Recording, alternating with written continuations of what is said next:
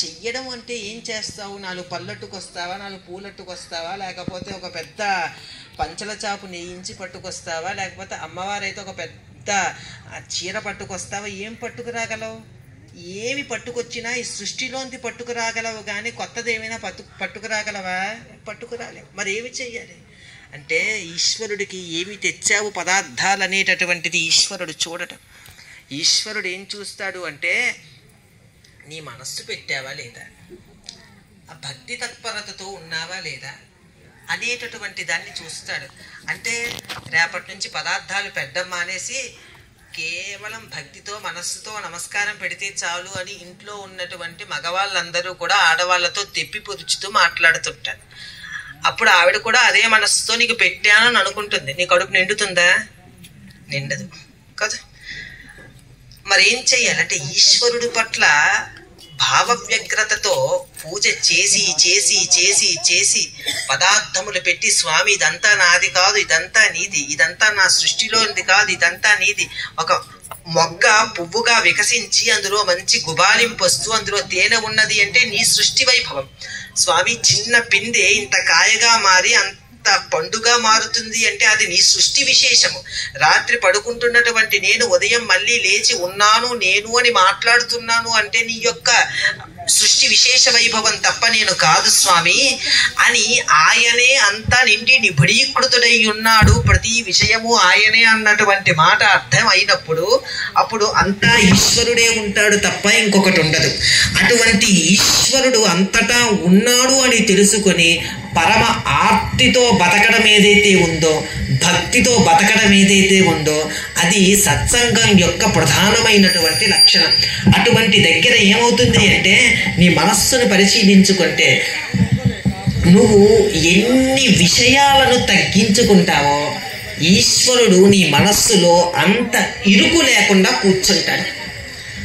నేను అన్నమాట మీకు తేలిగ్గా అర్థం అవ్వాలి అంటే మీ ఇంట్లో ఎన్ని వస్తువులను తగ్గించుకుంటారో మీ ఇల్లు అంత విశాలంగా ఖాళీగా ఇంకొక కొత్త విషయాన్ని కొత్త వస్తువుని పెట్టుకోవడానికి ఎలా అవకాశం ఉంటుందో మీ ఇంట్లోని మీరు కూడా మనస్సులో ఎన్ని అక్కర్లేనటువంటి విషయాలను పక్కకు తొలగదోసుకుంటారో మీ హృదయస్థానము మీ మనస్సు అంత ప్రశాంతంగా అంత ఖాళీగా ఉంటుంది.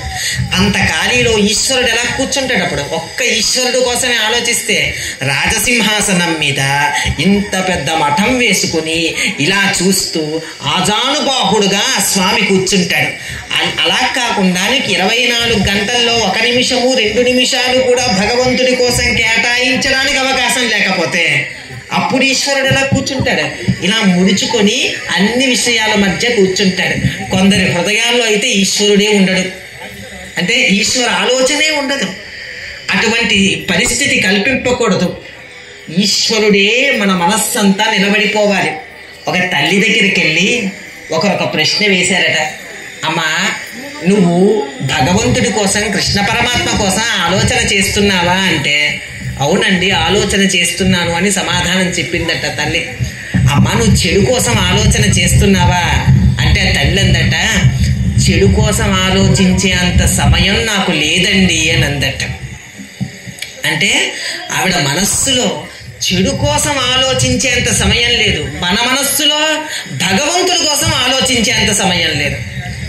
అంటే మనమే స్థాయిలో ఉన్నాము, వారే స్థాయిలో ఉన్నారు అర్థం చేసుకుని ఎంత గొప్ప మాట. చెడు కోసం ఆలోచించే సమయం లేదంటే ఆ హృదయం భగవంతుడి కోసం ఎంతగా పరితపిస్తుంది. అటువంటి హృదయంలో కదా భగవంతుడి తిష్ట వేసి వచ్చి కూర్చునేది. అది కదా హృదయం అంటే. ఆ హృదయాన్ని చూసి కదా ఈశ్వరుడు పొంగిపోవడం అంటే. అటువంటి హృదయం మనకు కావాలి. మీకు తేలిగ్గా అర్థమయ్యేలా చెప్పాలి అంటే ఒకానొక నాడు ఆల్వార్లు అని ఉండేవారు. ఆల్వార్లు అంటే విష్ణు భక్తులు అని అర్థం. ఒకానొక నాడు ఒక గొప్ప ఆలయం ఉన్నది తమిళనాడులో, వైష్ణవాలయం.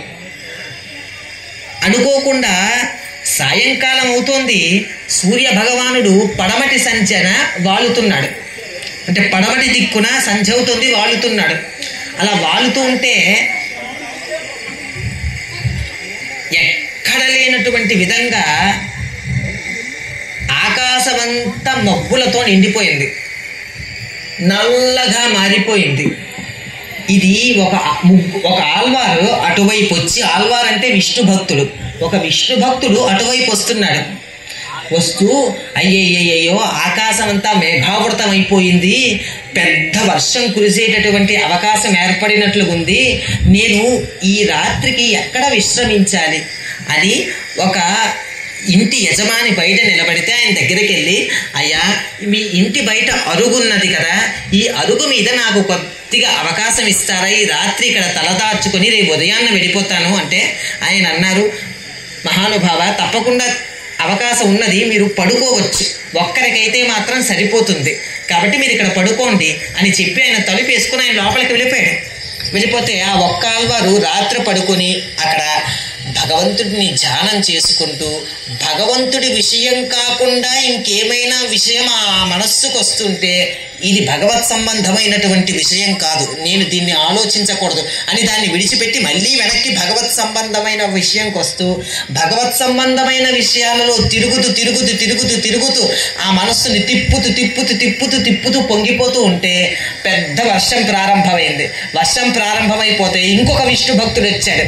విష్ణు భక్తుడు వచ్చి ఈ బయట పడుకున్నటువంటి వ్యక్తి ఉన్నాడే, విష్ణు భక్తుడు ముందొచ్చినటువంటి మొదటి వ్యక్తి ఆల్వారు ఆయన దగ్గరికి వచ్చి, అయ్యా నాకు కూడా కొద్దిగా అవకాశం ఇస్తారా అంటే ఆయన అన్నాడు, తప్పకుండా అవకాశం ఇస్తాను, ఇదేమి మా తాతగారిది కాదు, మా తండ్రి గారిది కాదు, నేను కూడా ఈ రాత్రి విశ్రమించడానికే వచ్చాను, ఒక్కరినైతే పడుకోవచ్చు, ఇద్దరైతే కూర్చొని మాట్లాడుకోవచ్చు, రండి కూర్చుందామని చెప్పి కూర్చొని ఇద్దరూ కూడా ఒకళ్ళ హృదయం ఒకరు అర్థం చేసుకుంటే ఇద్దరూ కూడా విష్ణు భక్తులు, ఇద్దరూ కూడా కడు రమ్యంగా ఆనందంగా మంచి విషయాల గురించి విష్ణువు గురించి మాట్లాడుకుంటున్నారు. ఇంకా వాన ఉద్ధృతితో మారి పెద్ద పెద్ద పిడుగులు కూడా పడుతూ ఉంటే ఇంకొక వ్యక్తి తడిచిపోయి వచ్చాడు, మూడవ వ్యక్తి, అయ్యా నాకు కొద్దిగా అవకాశం ఇస్తారా అన్నారు. రండి కూర్చోండి అని చెప్పి ఒక్కరు పడుకున్నటువంటి చోట్లో ఇద్దరు కూర్చున్నారు. ముగ్గురు అతి కష్టం మీద సర్దుకొని ఆ ప్రదేశంలో కూర్చుంటే వాళ్ళ ముగ్గురి హృదయం ఏమిటో తెలుసా, విష్ణు భక్తి. మన ప్రహ్లాదుడు చూడండి, పానీయంబులు త్రాగుచున్ కుడుచుచున్ భాషించుచున్ హాసలీలా నిద్రాదులు చేయుచున్ తిరుగుచున్ లక్షించుచున్ సంతత శ్రీనారాయణ పాద పద్మయుగడీ చింతామృతాస్వాద సంధానుండే మరచెన్ సురారి సుతురేతత్ విశ్వమున్ భూవర అని పోతనామాచ్యులు అంటారు. ఆయన నీళ్లు తాగుతున్నా, ఏ ఆలోచన చేస్తున్నా, పానీయంబులు త్రాగుచున్ కుడుచుచున్ అంటే తింటున్నా, హాసలీలా నిద్రాదులు చేయుచు నవ్వుతున్నా, పడుకుంటున్నా, మాట్లాడుతున్నా, ఏమి చేస్తున్నా శ్రీహరి అని భగవన్నామం తప్ప వేరు విషయములు ప్రహ్లాదుడికి గుర్తురానటువంటి విధంగా ఆ ముగ్గురు కూడా విష్ణువు భక్తులు కాబట్టి ముగ్గురు కూడా విష్ణువు అని విష్ణువు చేసినటువంటి వైభవాలు, ఆ లీలలు, ఆ అవతారాలు, రామావతారం, కృష్ణావతారం, మత్స్యావతారం, కూర్మావతారం, ఇలా అవతారాలు, ఆయన చేసిన వైభవము అంతా నిండిని విడీకృతమై ఉన్నటువంటి ఆయన గొప్పతనము, ఈ విషయాలన్నిటి గురించి మాట్లాడుతూ పొంగిపోతున్నారు ముగ్గురు ఆల్వారు. ఇదే సమయం అని చెప్పి భగవంతుడు వాళ్ళ ముగ్గురు కూర్చొని మాట్లాడుకుంటే వాళ్ళ ముగ్గురు మధ్యలోకి ఒకడుగా వచ్చి కూర్చున్నాడు. వాళ్లకు తొడలు నొప్పొస్తున్నాయి, రాపిడి జరుగుతుంది, ఎవరో మధ్యలో ముగ్గురు కాకుండా నాలుగవ వ్యక్తి ఉన్నారు అని అనిపిస్తుంది. ఆ వ్యక్తి ఎవరో తెలియదు. ఆ వ్యక్తి ఎవరో ఆ కారు చీకటిలో కటిక చీకటిలో కనిపించడం లేదు. అప్పుడు ఒక ఆయన వెళ్ళి కొద్దిగా దీపాన్ని తెచ్చి చూస్తే సాక్షాత్తుగా వాళ్ళ ముగ్గురు మధ్యలో శ్రీ మహావిష్ణువు వచ్చి కూర్చున్నాడు. సత్సంగం అంటే అంత గొప్పది. నిజంగా గొప్పవాళ్ళు నలుగురు వచ్చి మాట్లాడుకుంటుంటే ఏదో ఒక రూపంలో భగవంతుడు వచ్చి అక్కడ కూర్చొని దాన్ని కూడా వింటుంటాడు. ఒరే, నా వైభవం చెప్పుకుంటున్నారా, నా కోసం చెప్పుకుంటున్నారా, ఇంతకన్నా అదృష్టం ఏమిట్రా, ఇంత భక్తులు ఎక్కడ దొరుకుతారా అని ఆయన కూడా ఏమీ తెలియని వాడిలా, అన్నీ తెలిసినప్పటికీ, అన్నీ తానే అయినప్పటికీ, సర్వము తానే రచిస్తున్నప్పటికీ ఆయన కూడా ఏమీ తెలియని వాళ్ళ నా భక్తులు నా కోసం ఏం మాట్లాడుకుంటున్నారో అని ముగ్గురు ఆల్వాళ్ళు అంటే ముగ్గురు విష్ణు భక్తులు మాట్లాడుకుంటుంటే మధ్యలో నాలుగవ వాడిలా వచ్చి పొంగిపోతూ పరవశించి స్వామి వాళ్ళ ముగ్గురికి దర్శనమిచ్చారు. దర్శనమిస్తే పొంగిపోయినటువంటి వారి ముగ్గురు కూడా అద్భుతమైనటువంటి స్తోత్రం చేశారు. అంతకన్నా అదృష్టం ఏమిటి? అందుకే భగవంతుడి గురించి మాట్లాడుకుంటుంటే పొంగిపోవాలి, భగవంతుడు మన మధ్యలో ఉన్నాడని. అందులో రామాయణం లాంటి కావ్యాల గురించి మనం మాట్లాడామనుకోండి, ఎక్కడో దగ్గర